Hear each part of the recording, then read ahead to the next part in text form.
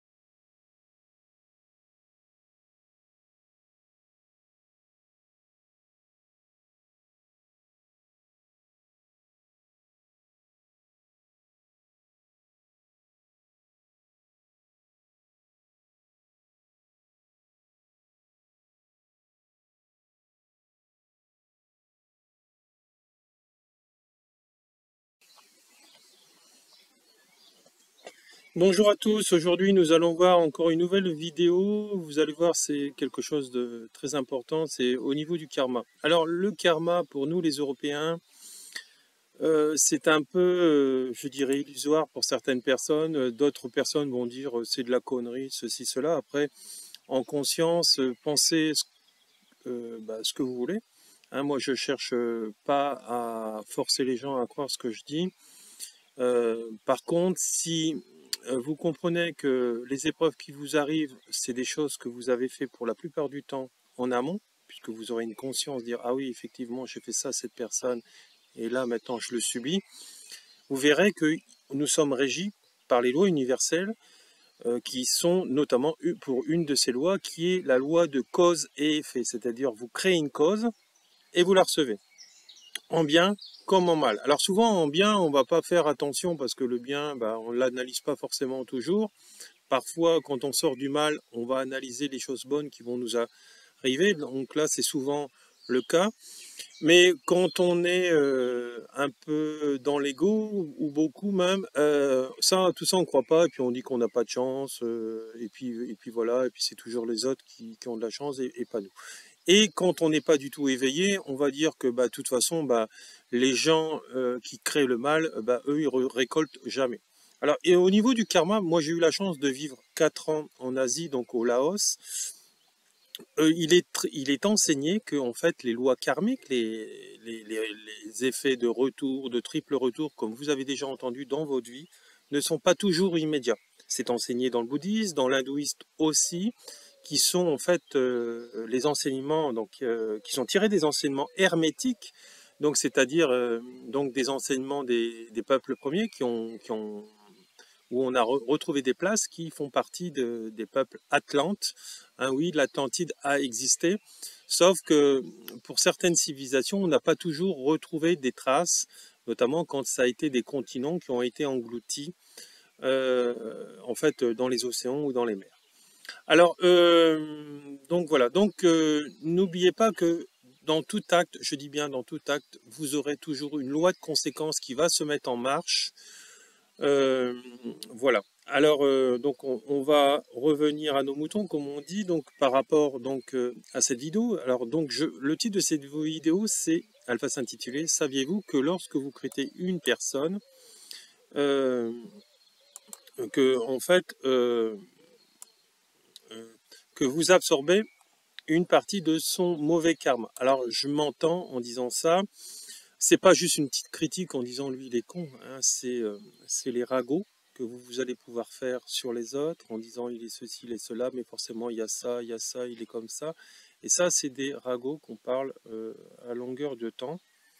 Voilà.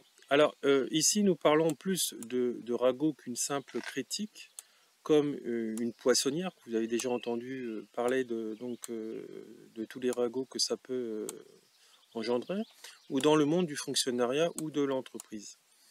Alors, etc. Alors, qui sur son marché répand des rumeurs en colportant des informations déformées et forcément erronées. Ce qu'il faut faire, donc arriver au niveau en fait de notre conscience, c'est de conscientiser le problème avec un faisceau en fait d'outils pour aider la personne et non, comme la plupart des gens, non éveillés, de l'avancer pour avoir la reconnaissance, donc l'enfoncer plutôt, excusez-moi, de l'enfoncer pour avoir la reconnaissance des autres, hein, de nos chefs, etc.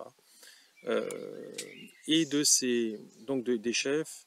Donc voilà, donc ça c'est un état primaire. La critique est un état primaire et primitif de l'être humain. Donc ça, il faut le savoir. Voilà, parce que comme disait, par exemple, dans des enseignements au niveau de la Bible, commence à retirer la poutre qui est dans ton œil avant d'aller chercher celle de ton voisin. Donc voilà, donc il y a des choses qui sont dites dans des enseignements, dans des lois universelles, dans des choses qui sont liées je dirais, une pureté, mais que l'être humain n'en prend pas acte dans sa vie. Le but de ces enseignements, c'est de les mettre en pratique dans sa vie, de tous les jours. Je dis bien de tous les jours, hein. Souvent, il y a des gens qui ont des Bibles, ils font que les lire, mais ils les intègrent pas et ils ne les mettent pas en pratique dans la vie de tous les jours, et ça sert à rien, hein. C'est comme pour lire un bouquin, pour en lire et pas s'en imprégner, ça ne sert pas à grand-chose. Donc, il est vrai que nous, les Occidentaux, nous n'avons pas eu les vrais enseignements en fait spirituels, et que maintenant, il est temps de le comprendre. Tout ce qui va suivre va vous expliquer que tout dépend, en fait, dans quel état vibratoire on est. On va l'attirer par les lois de résonance, vu qu'on est un atome vibratoire, donc une énergie, et donc une vibration avant un corps physique. Voilà, donc alors cette énergie, c'est notre âme. Notre âme est immatérielle, donc elle est vibration, et elle intègre un corps physique, et elle devient une résonance, hein, une fréquence radio, hein, si je peux m'expliquer ainsi, pour que vous compreniez, pour les néophytes qui ne comprennent pas toujours. Et donc, ce que l'on pense, on le devient. Donc, si on fait que critiquer et radoter sur les gens en permanence, on déclenche des maux du corps et des maladies dans sa vie. C'est ni plus ni moins, hein. Déjà, Albert Einstein le disait, hein, c'est un grand physicien, comme vous savez. Voilà.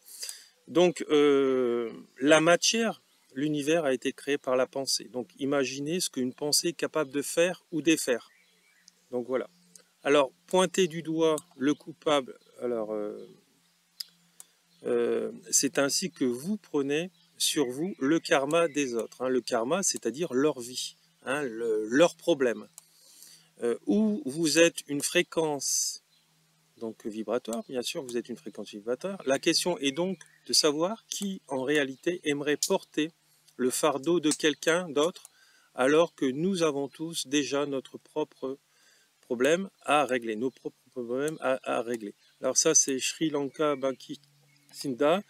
Donc ça, c'est tiré d'enseignements hindouistes, hein, qui, comme je vous disais tout à l'heure, qui sont tirés des enseignements hermétiques, qui sont à l'origine des enseignements terrestres, hein, par rapport aux peuples premiers qui ont peuplé donc la Terre il y a 15 millions d'années, hein, voilà. Alors cette personnalité, donc elle évoque l'erreur d'avoir une mentalité axée sur le fait de pointer les autres du doigt et les nombreuses tentatives que nous faisons en nous voyant comme des réformateurs d'autrui. Hein, souvent les gens ils se pensent mieux que les autres, mais ça c'est encore une notion d'ego. Un sage ne se comparera jamais à quelqu'un d'autre. D'après moi, ceux qui portent autant d'attention sur la vie des autres et sur l'extérieur démontrent que ce sont des personnes malheureuses.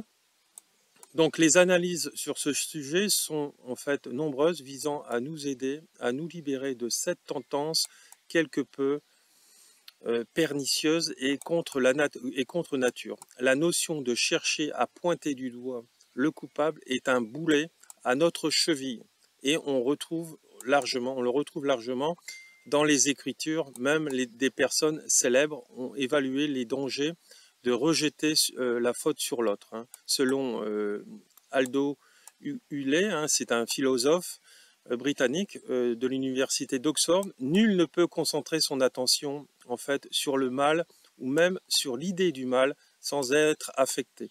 Il est extrêmement dangereux d'être plus contre le diable que pour Dieu.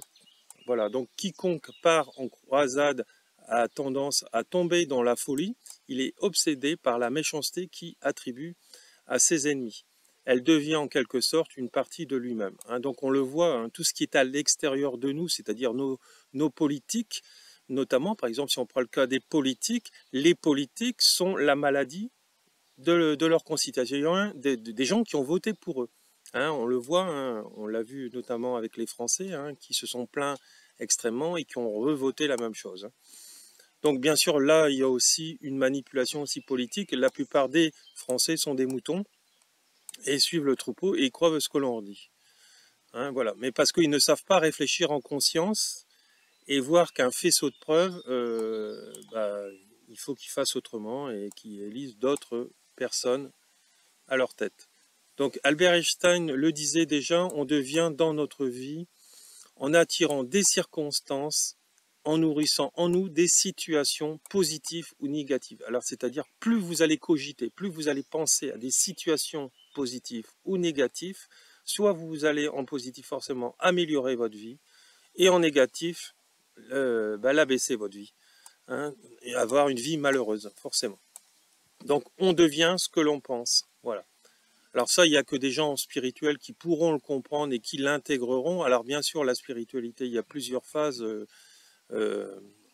en montant, forcément. Hein, c'est un travail sur soi. Il ne suffit pas d'aller à l'église tous les dimanches et se dire spirituel. Et voilà. Et quand on rentre, on bat sa femme, notamment. Hein. Ça arrive beaucoup chez les gens. Ça, c'est encore une notion du paraître. Voilà. Donc la prochaine fois, en fait, que vous critiquez une personne, souvenez-vous de ces quelques citations védiques qui expliquent la nature de pointer du doigt le coupable et comment ça affecte notre karma, donc notre vie. Hein. L'ignorant cherche à blesser le sage par la méchanceté. Et la médisance, se faisant le critique, prend sur lui des péchés du sage, dont lui, le sage, s'en libère en pardonnant à l'ignorant. Donc voilà, donc c'est une notion de pardon, mais c'est aussi une notion de ne pas porter son attention sur cela. Alors ce sont toujours des personnes qui cherchent la reconnaissance, hein, de leur chef ou des autres, hein, tout simplement, voilà, et qui sont prêts aux pires exactions avec le subordonné pour y arriver. Mais vu que toute mauvaise action attire donc dans notre vie toujours une épreuve négative, ils n'en profitent jamais car cela attire en eux la souffrance. Voilà. Alors il y a beaucoup de gens qui veulent paraître, par exemple, ils n'ont pas le problème d'être un voleur. Admettons, je prends l'histoire d'être un voleur. Il y a des gens qui sont, je ne veux pas dire parfaits, mais qui n'ont pas de problème, par exemple, de vol ou autre. Mais sachez que, par exemple, la critique est aussi importante que le fait de voler quelque chose à quelqu'un. C'est-à-dire que c'est un poison et c'est lié à notre évolution spirituelle où il faut justement corriger ça et arrêter surtout de le faire puisque de toute façon, tout ce que l'on fait à l'autre, on le recevra à un moment donné. Voilà. Alors parfois, c'est pas toujours immédiat. Parfois, il faut attendre dans le temps. Parfois, c'est reporté dans les vies antérieures, dans les vies suivantes. Puisque en fait le but de notre incarnation est ici d'apprendre, hein, puisque c'est l'école de la vie, hein, la terre est l'école de la vie. Voilà. Donc une personne critiquée ne devra pas donc critiquer en riposte. Alors je sais que c'est pas toujours évident, mais avec un travail sur soi, arrive à un moment donné, on y arrive. Car la douleur ressentie, c'est critique, et si celle-ci est endurée, consumera elle-même le critique et apportera en échange les résultats en fait de ses bonnes actions, ses œuvres de piété. Donc voilà, donc ça c'est aussi tiré des enseignements, je vous disais, donc hindouistes. Donc voilà, donc c'est la ligne 36,5 donc voilà du Harusa Kurujimana Siya Sung. Ouais voilà, c'est un peu compliqué à prononcer. Voilà. Voilà. Donc celui qui reste tolérant et qui ne se met pas en colère atteint assurément l'agresseur, l'atteint assurément. En fait, ces péchés sont transférés à cette personne coléreuse. Voilà. Alors souvent, ces gens, ils veulent se faire passer pour des saints, mais comme on disait tout à l'heure avec l'histoire de la poutre, il faut déjà commencer à balayer devant sa porte avant d'aller chercher le problème chez l'autre, hein. De toute façon, s'il y a une résonance qui nous fait mal autant chez les autres pour y porter autant d'attention, c'est qu'elle est en nous, à guérir avant. Alors bien sûr, ça, il va falloir aller la chercher et voir pourquoi. Voilà. Souvent, c'est lié aux vies antérieures, hein. Alors celui qui se livre à faire l'éloge ou à critiquer les qualités et le comportement des autres s'écartera rapidement de son meilleur intérêt par son emmêlement dans des dualités illusoires. Voilà, donc ça c'est le verset 11-28.2. Tout au long de sa vie, un brahmane devra considérer le prestige matériel comme un poison et le déshonneur comme, un nectar. Pourquoi? Parce qu'en fait, le bien matériel, c'est un poison puisque quand il est consommé à outrance, il desservit l'homme. On le voit chez certaines personnes. Quand il sert juste d'habiter, de vivre normalement, c'est bon. Tandis que le déshonneur, on apprend par rapport au déshonneur et on apprend comment on doit le rectifier en nous et comment on le doit guérir. Après tout, si une personne apprend à tolérer le déshonneur, alors son agitation s'estompera et elle dominera sereinement, se réveillera parfaitement heureuse et se déplacera en étant tout à fait paisible. Celui qui l'insulte deviendra à cause de son péché l'empreinte de regret et son bonheur sera en voie d'éradication dans cette vie et dans sa prochaine vie. Voilà. Alors n'oubliez pas que de toute façon, votre karma de la vie actuelle, vous pouvez aussi le guérir, notamment avec le chamanisme et dans les vies antérieures aussi, hein. De toute façon, ce que vous vivez là actuellement, c'est aussi beaucoup lié à vos vies antérieures. Donc il faut aller le guérir avant d'être heureux. Ça, moi, je le fais dans mes thérapies. Donc on dit exactement la même chose dans le livre des esprits d'Allan Kardec. Une personne qui fait l'éloge de quelqu'un en sa présence, mais qui la critique derrière son dos, n'est pas meilleure que la pire espèce qui soit. Ses chances de passer à un état plus élevé dans ce monde sont complètement perdues. Donc voilà. Donc n'oubliez pas que tout ce que vous travaillez ici-bas sur cette terre, c'est ce qui vous servira là-haut une fois que vous serez mort, puisque de toute façon on ne meurt pas, on est éternel, mais on survit sur le plan de l'âme. Voilà. Donc j'espère que j'étais complet dans cette vidéo. Donc loi de conséquence, cause et effet, dans cette vie, dans les vies antérieures, dans les vies futures. Et ce que vous faites déjà dans cette vie, vous travaillez déjà pour votre karma futur. Hein, c'est-à-dire que toutes les bonnes actions et mauvaises actions sont déjà inscrites dans votre âme et seront répercutées plus tard. Donc voilà, donc agissez en conscience comme vous le désirez. Et voilà, donc cette vidéo est maintenant terminée. Vous aurez tous les éléments pour pouvoir me joindre sur cette vidéo YouTube. Et donc voilà, donc sur ma chaîne YouTube, vous voyez, il y a plus de 700 vidéos YouTube. Donc voilà, donc n'hésitez pas à me joindre. Je vous remercie. Bon week-end à tous et beaucoup d'amour. Merci, au revoir.